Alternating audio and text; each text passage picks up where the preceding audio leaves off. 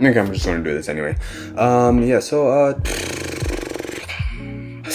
let's see, this video, I'm just gonna do it the way I do all my power scaling videos, guys. So if you here for some in-depth power scaling with numbers and, you know, all these panels and all these things, that's not what I'm gonna be doing. That's not how I do it. I just take my general opinion. I say this character is maybe stronger than that character by a lot, by a little, and then I try to create some explanations. So if you're here for serious numbers, yeah, just keep moving along.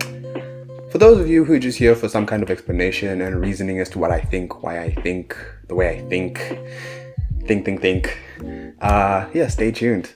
So, I'm sure you already know what this video is about. The first Yonko commanders versus the Admirals.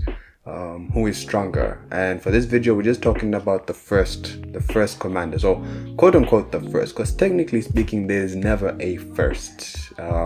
There's just someone who seems more like a right-hand man than everyone else. And with the fleet, with the admirals, we're not taking the fleet admiral. We're leaving that person now. We're just taking the regular admirals. No rear admirals or anything. No vice admiral. Just admirals. Just the classic three. And who is stronger? And why do I think whoever's stronger is stronger? And for that, I think we're gonna look at two things mainly, and which I think is a decision breaker, because I think it's a pretty close one. You know, we've seen a lot of clashes, we've seen a lot of encounters between many different people. So who is really stronger between the two? I think it is the Admirals. I'll give it to the Admirals hands down. Now, do I think that gap is really big? Do I think that gap is really significant, insurmountable? No, it's not that big, guys. Like, you guys were thinking that Admiral would take on Yonko's. Gotta slow down a bit. Just slow down. Yeah. Just slow down. But I think that they're almost at the same level. And I think especially in terms of who is faster, who is physically stronger, who has stronger techniques, I think overall it's the same. I think that the decision breaker between the two for me is not in actual physical feats, or, you know, or like the intelligence of the two. I don't think it lies there. I think that on those levels, it's about the same. Of course, it always depends on the matchup. Like, it's never not the matchup. It always is. But outside of the matchup, I think there's only two factors that put the Admirals above the first Yonko commanders, and that is their diligence, or I don't know, their focus or their commitment. And the second one would be the mental space, or rather the perception of the two and how they differ. And so, first of all, we'll go with the diligence. I like diligence. Diligence sounds like such a nice word to say in my mouth. So I'll keep saying diligence. And what I mean by that is that if you look at the first Yonko commanders and the admirals, they are pretty similar in terms of, you know, what they do, their role, who they fight. A lot of times they fight each other. A lot of times they do the same thing. They don't only have to be strong, but they organize the crew. They're there for the leaders who need them. They fight the strong opponents. They go and make a name for themselves in the world. People in the world are known, you know, the admirals. Aokiji is known, Kizaru is known, Fujitora, Green Bull. These people are known in the world. So is Marco. Marco is known even among other Yonko groups, small-time pirates, people like King, Perospero, Katakuri, like these. Okay, Perospero is not the first Yonko commander, but he's the first son. So it's a bit of a slippery slope there. But okay, from now on, leave Perospero out of the video. I don't know why I mentioned him. Anyway, so these guys are known. Everyone is known. They do have jobs in organizing the crew. They are like seemingly the highest position before their leaders. So they are pretty similar, but I will say that their diligence and their seriousness about their job is what differs. I think that the admirals have more, are more strict with what they're doing than the Yonko commanders, and that's basically due to one factor, that the Yonko commanders, they're pirates. Pirates are living carefree lives. They do whatever they want, whereas the Marines are based off a serious structure as to how to bring peace to the world, destroy the evil that is pirates, and there needs to be order. We are many people, we follow the rules. And for that, you need a lot of diligence to, just do your job. Whereas pirates, it's kind of like, we do our job. Sometimes we don't do our job, If it's going bad, we run. We don't really, it doesn't really matter, I mean, of course, they are serious people, but overall, there is that inherent, like, laziness, that inherent, like, if I feel like it, just naturally with them. Also, when you enter a pirate group, there's no one who's going to teach you, like, okay, now this is the rules, this is how we run, this is how we do this. When you join the Marines, that's how it is. Like, this is your job. You do this at this time, you do that at that time. With pirates, it's just like, if your superiors tell you to do something, you do it. If they don't, you do what you want, right? So there's that difference. And I think how that impacts the fighting is that the training they're always serious. They don't let the emotions get in the way for admirals, Admirals know how to stay focused and stay on the job because they are made to be that diligent. Now, that's not to say that Yonko commanders can't do that. We've seen how calm and composed Katakuri is. He focuses on what's important. He manages the situations. But I think that, the way the commanders get shaken up is not the way we've ever seen an admiral get shaken up. We've actually never seen the admirals get seriously shaken up to the fact where it impairs their performance. Like, Katakuri was doing so well in Whole Cake Island till, like, Luffy saw him eating freaking donuts. Like, donuts, my guy. Donuts threw off your game. That can never happen to an admiral. Like, donuts throwing off your game. No. That's not admiral level stuff. No. I mean, look at this. Queen was having fun. He saw Big Mom and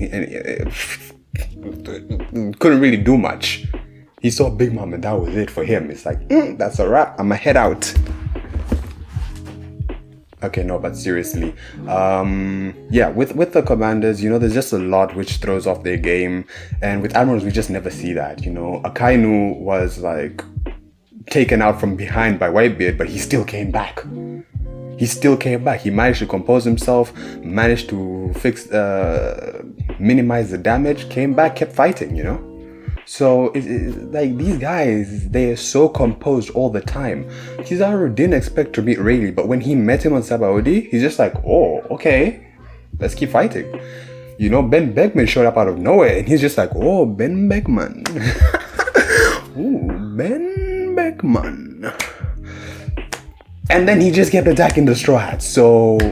yeah, they don't get shaken up as much, They may be a bit shocked, but they don't let that affect their performance. Now, the second thing I want to talk about is the perception that the two have. Because I think it was mentioned when we first, saw all three admirals during the war, when they came in and they were setting up for Whitebeard. They're like, this is the strongest force in the Navy. And I think that in itself is a weight, but it's also something that makes them stronger, because in their minds, even if there is the Fleet Admiral, again, it's not distinctly a strength position, it's more of an organizational position as well. But in their minds, they know that they are the strongest. And even if they're not the strongest, they believe that they have to be the strongest force of justice in this world, strength speaking.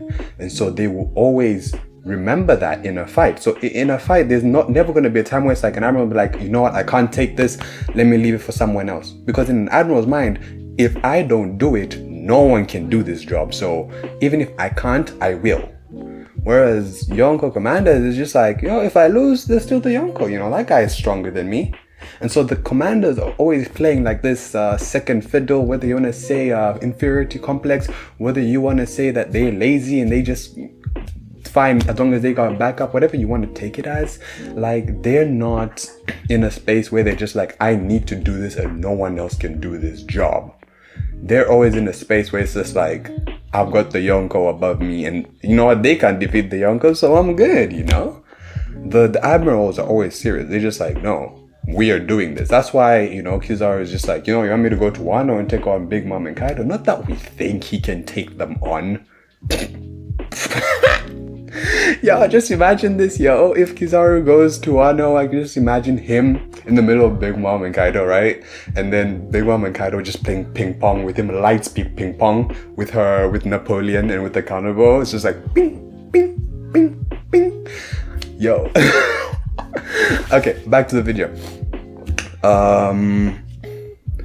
I just think that, yeah, the perception that they have of themselves and the weight that is put on them by the Marines as well really affects their performance, and you know, just how much of themselves they put into each of their fights.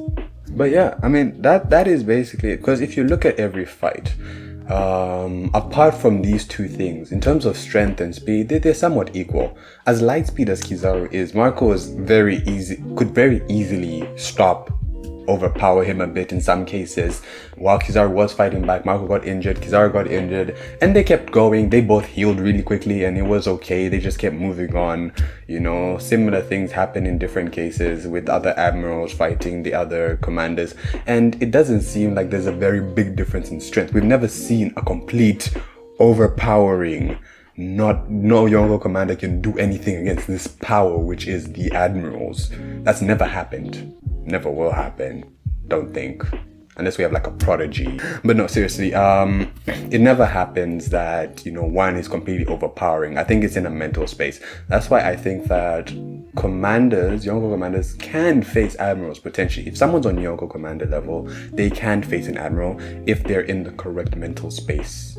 I think it's all in the head, you know, the diligence, the perception, it's all in their head. Because that's, at the end of the day, that's a very big thing, you know. We've seen it with the Yonko, and that's how, you know, Whole Cake happened the way it did. That's why what happened in 987 happened the way it did. It's how a lot of things are happening the way they have so far, because of the mental space in One Piece. If you are not in the correct space, especially with Haki and everything, your performance can be greatly affected, especially with your potential versus how you actually do in a fight. But anyway, guys, that is it on today's video. I don't have anything else left to say, do I? No, I don't. No. That's basically it. So basically, guys, leave your comments down, you know, where people leave their comments. Like the video if you like the video. I would not encourage you to dislike the video. You can keep moving on to the next one. Thank you very much. If you have someone who needs to hear the truth, guys, you know, people out there saying that, I don't know, they're saying wild things. People say wild things these days, especially with the recent chapters. Share this video with them to let them know the truth, guys. If you have time for one more video, please watch one more. If not, thank you for watching this one to the end. This is King KZ, and I'll see you in the next one. No, but seriously, the ping pong idea, yeah?